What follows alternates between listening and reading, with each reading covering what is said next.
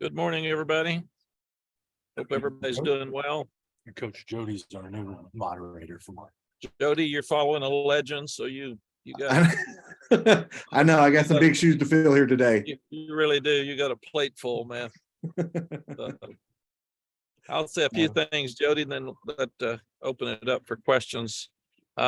It's been a tough week and an eye-opening week for all of us when you lose young people like the tragedy at Virginia. And a lot of people have asked me, what are we going to do? How do we tribute? Do we do a tribute of some kind on Saturday to the team at Virginia and the young people that lost their lives? And the ACC is sending out helmet decals for every team, and all of us will wear a Virginia decal on the back of our helmets for those young people that we lost entirely too early. And I even broke down yesterday talking to our team about it. And when you think about it, what an awful thing for young people to leave us way too soon. I mean, I'm older. I've had a great life. I've been married. I've got children. I got grandchildren. I've had a wonderful career. If something happened to me, I got it. We're good. I've had a great life, but young people shouldn't be taken away from us. And I think that's the thing that we all have to look at is what can we do to keep our families safe and our children safe and moving forward. Again, it's not a political statement, but what can we do? We've got to help in America to keep these things from happening because this is useless to lose these young people. And our thoughts and prayers are sure with them. As they all try to hang in there. As I can't imagine families having that call. As I said, when I got the text from our daughter who parks in that parking garage every day, I thought about losing her and losing our grandkids. And then when I was talking to the team, I said, you know what, I relate this to you guys because I don't want to be in a position where we lose one of you. I've already lost a player to a truck accident in 2001. And I think about it every day.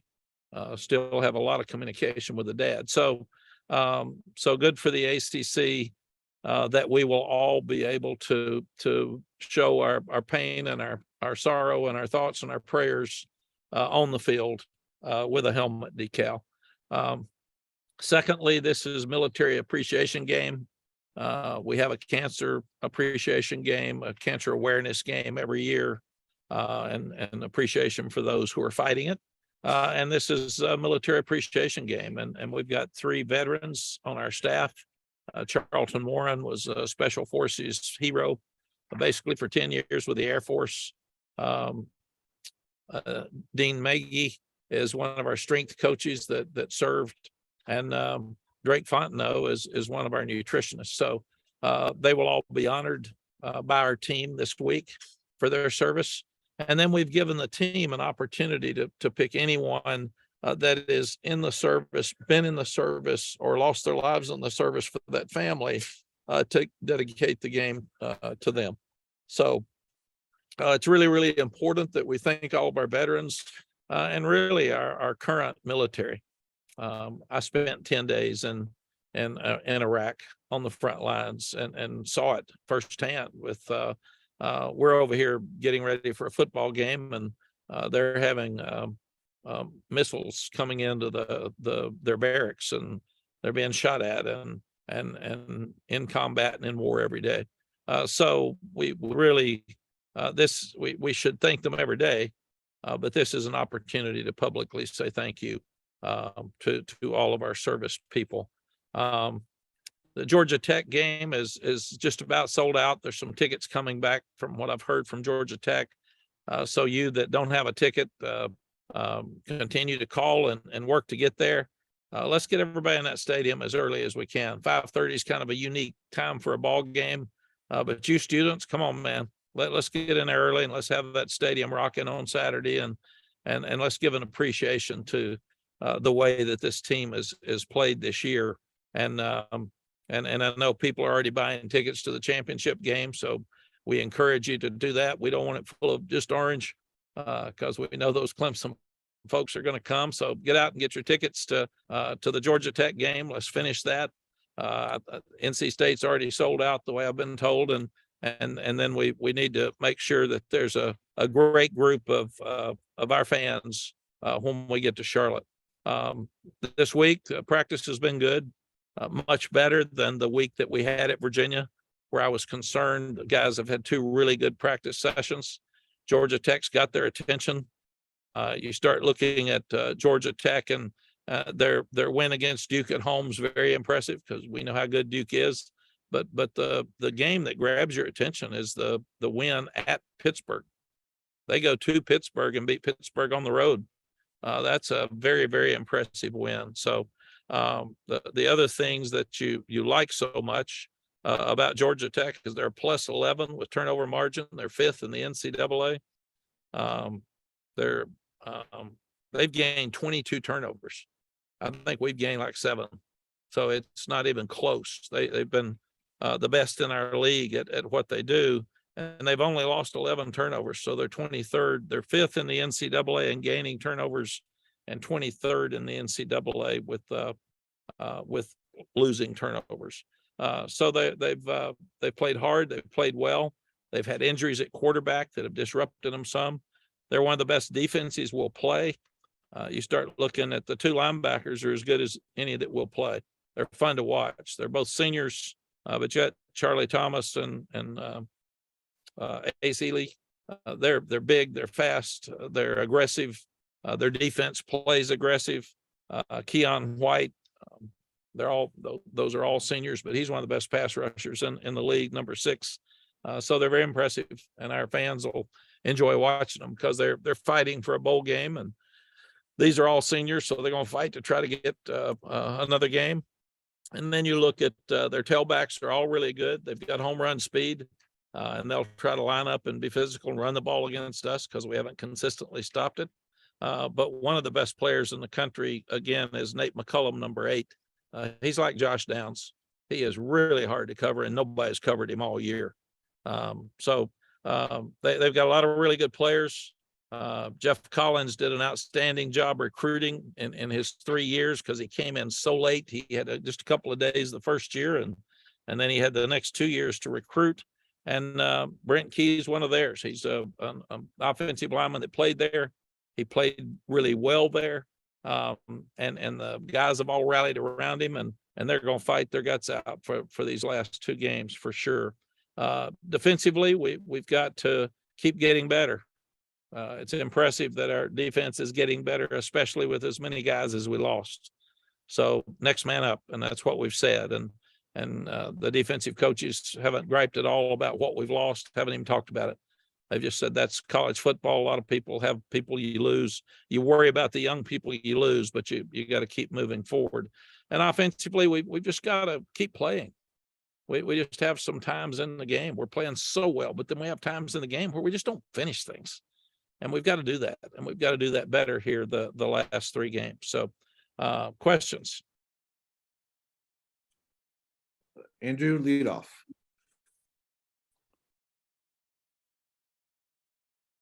Adam should show you how to unmute. There you go, Andrew. I know we haven't been on Zoom much. Adam and I left the Dean Dome at about 3 a.m. So you can't have excuses. You got to step up. You got to have an edge. Bring my A game. You got to be ready to play. Yes. We had Drake yesterday, as we do every Tuesday, and almost all the questions were about the Heisman. In fact, Jeremy even had to kind of steer us on to Georgia Tech at one point. You've had 3 guys that were right in the heat of the Heisman candidacy. One guy won it. Can you take something from how they handled their experiences, especially as the hype grew late in the season, and apply that to Drake? Or is Drake just a guy that is so good at deflecting stuff, you're not really worried about that? No, it's a tremendous amount of pressure. At one time at Texas, we had 2 or 3 guys up for the Heisman on the same team. And that's difficult because how do you handle that? How do you push Cedric Benson and Vince Young and guys like that at the same time?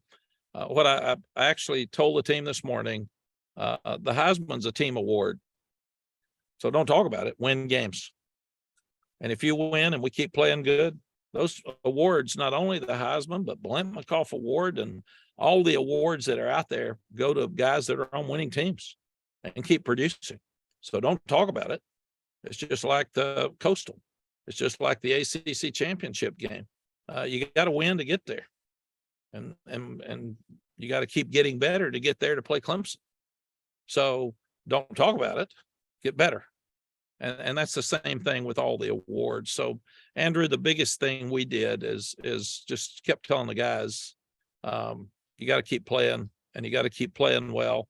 And I told the team, you want to get awards, you want your guys to get awards, win games. And that's what it comes down to, nothing else. And what we say and what we do and how many pictures Jeremy puts out, none of that matters. It's about winning and it's about performance. And that's what we've got to continue to do. In your cases in the past, when you had guys that were in the running for it, did you ever worry about any of them maybe letting it get to them or them being a little bit too consumed with it? And on the other side of that question, is Drake the kind of guy that processes what's in front of him so much that you're really not concerned about how he's going to process these weeks? I don't worry about that because Drake's played well every week. And he's a redshirt freshman. None of us knew that he would be this consistent, and he's done that. So I'm not going into game 11. We know who Drake is. He's confident. He's competitive. He wants to win. He would rather win than get the Heisman Trophy. I can tell you that without question. And he's raised in a family that has had a bunch of awards, and he's raised in a family that have won national championships. He's raised with a dad that was the leading passer in the ACC. So I don't think this stuff bothers him much. Cool. Thank you very much. Appreciate it. Thank you. We'll go Luciano, followed by Michael, and then Adam. Hey, Coach. I hope you're doing well, and thanks for your time. Does last year's loss to Georgia Tech help your team not look ahead to your games against the best defense in the league and Clemson in the ACC championship game?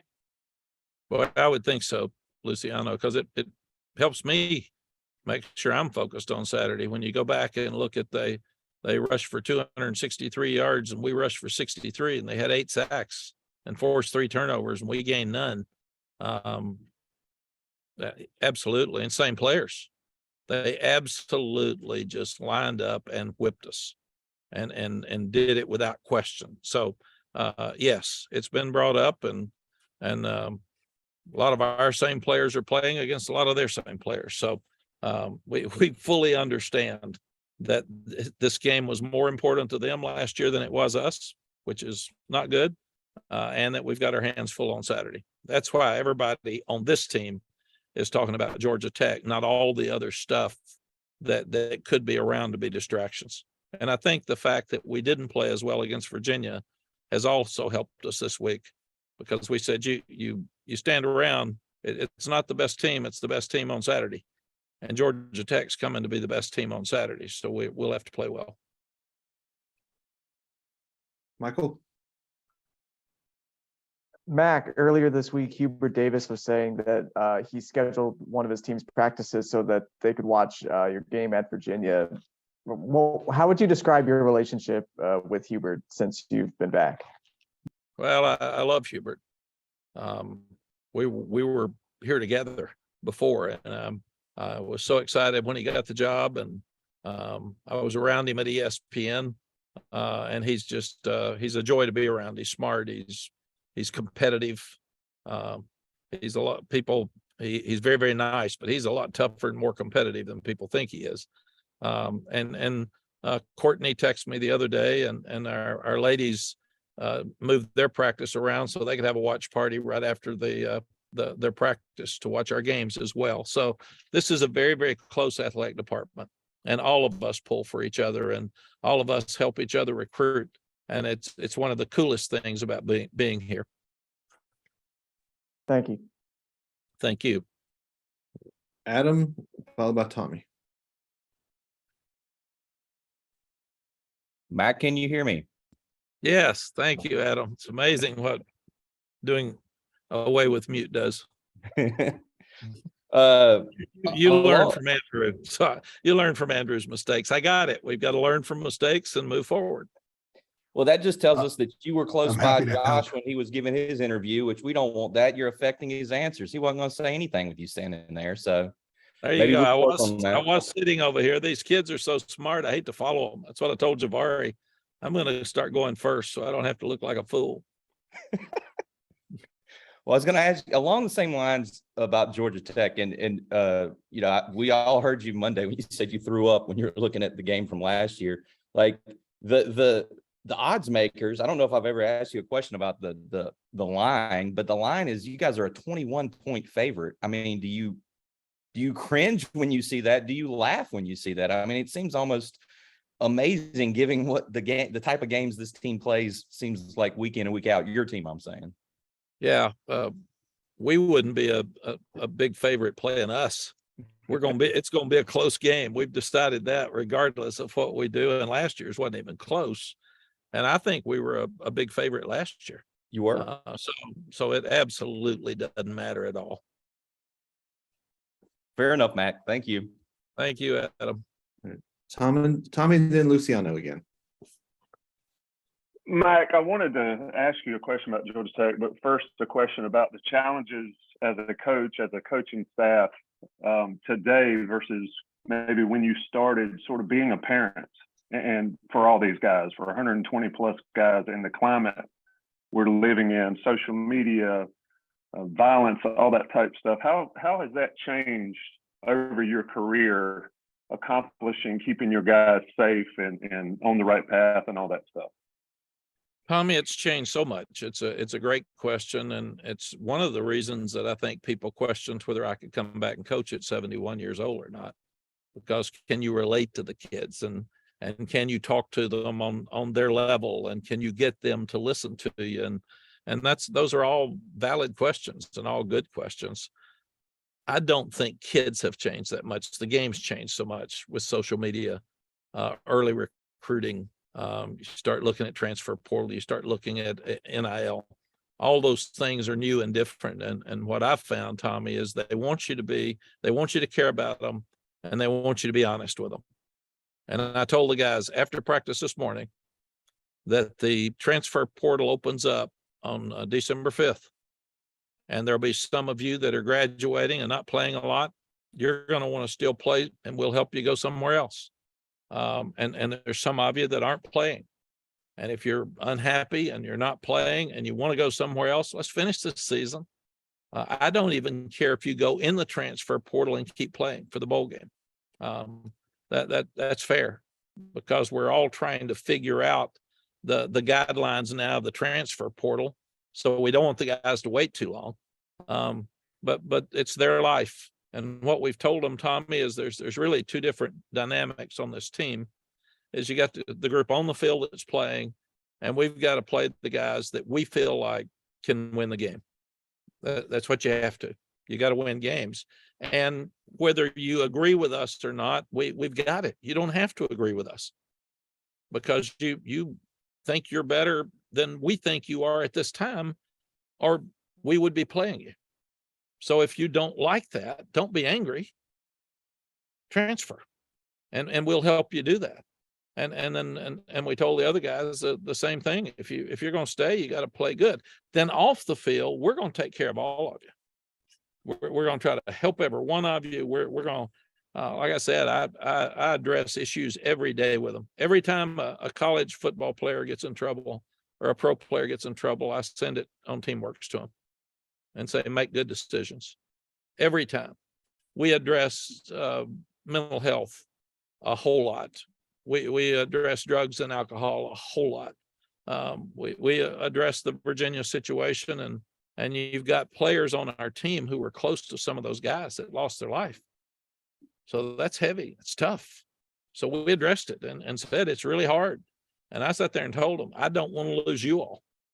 And we love every one of you. We want to help every one of you. And if you stay here, we want to help you prepare yourself for life after football. The hardest thing, I think, Tommy, for a head football coach is that it's every minute of every day you're having to give everything you've got to all of these young people to make sure that you can help them stay happy, stay out of trouble, move forward, understand what goes on in your life. And if they say something inappropriate, all we can do is say, come on, here's why that's not right. Don't do it. Apologize for it. And let's move on. I told them, don't go to the wrong parties. People used to shove and push and fight and yell at each other when I was in school.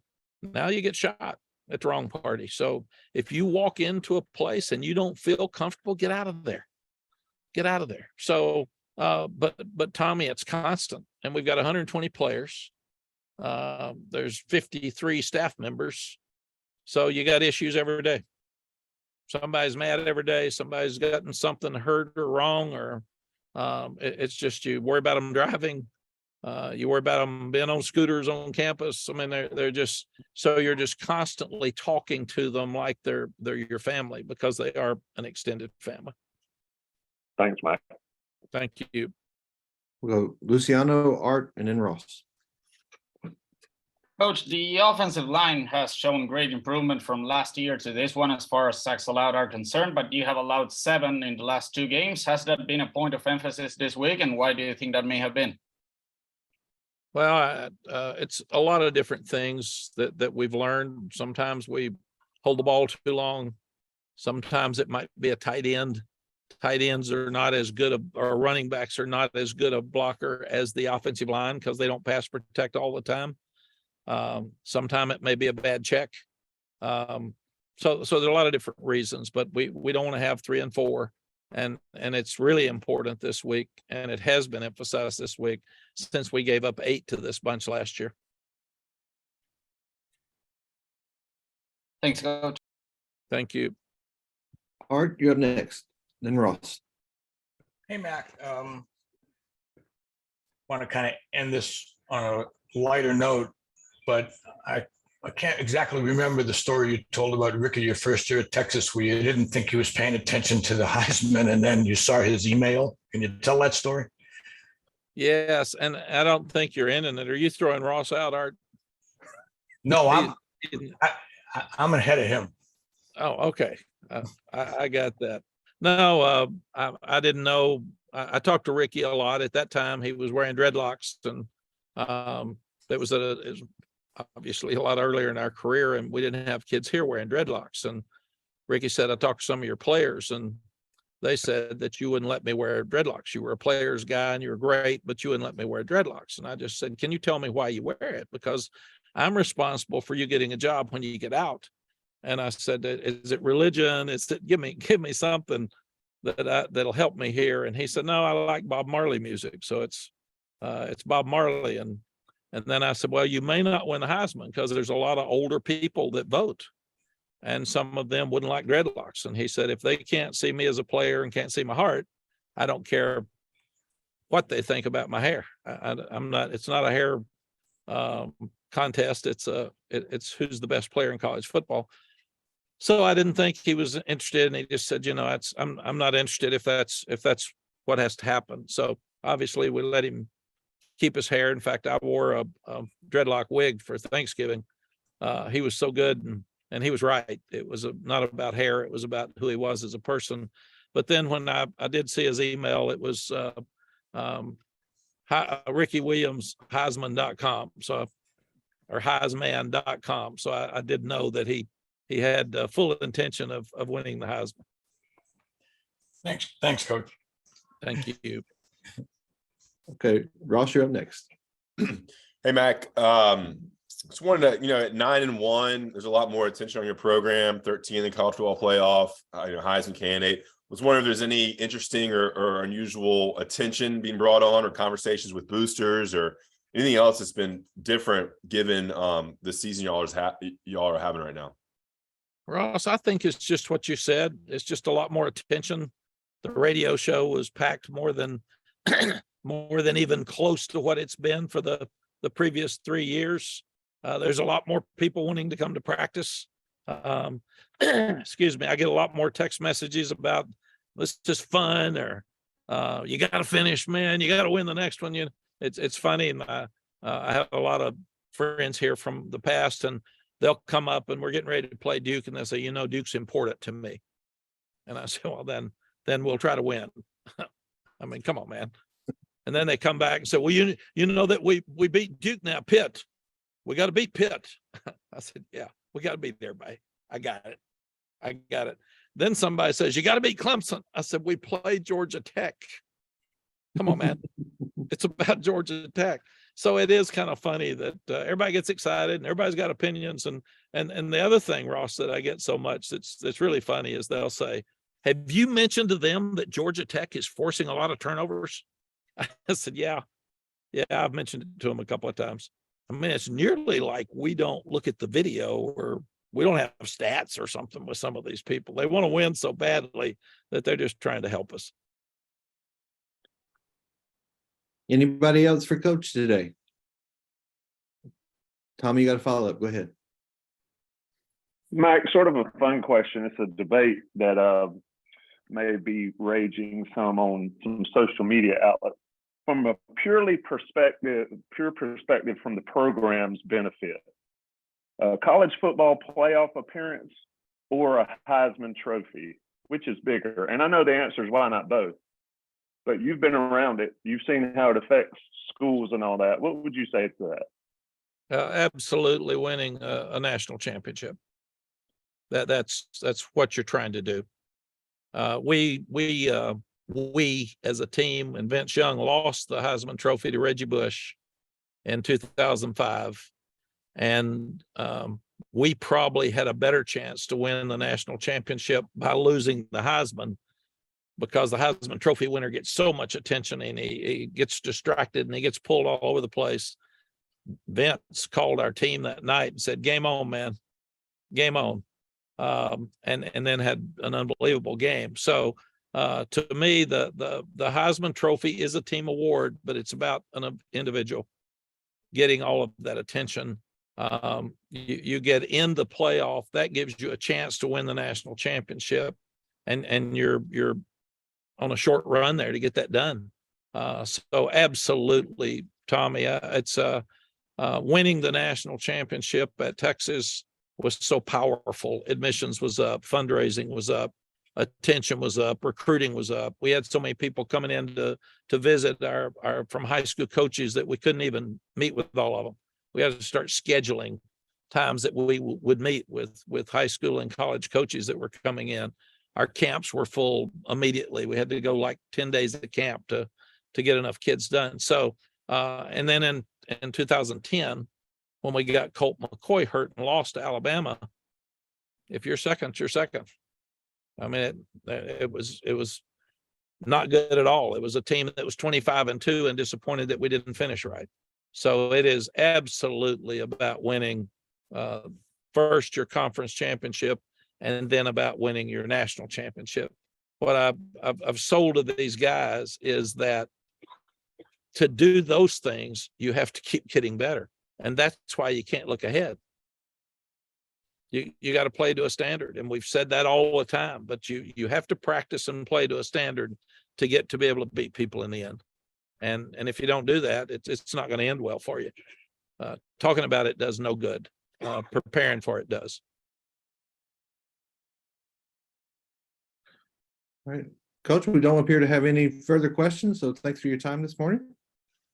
Great. Are you all going to evaluate Jody and give him a grade? Jody did great, Coach. All right. Thanks, JB. Thank you. Thanks, Coach. Good luck this weekend. Thank you, guys. We'll see you on Saturday.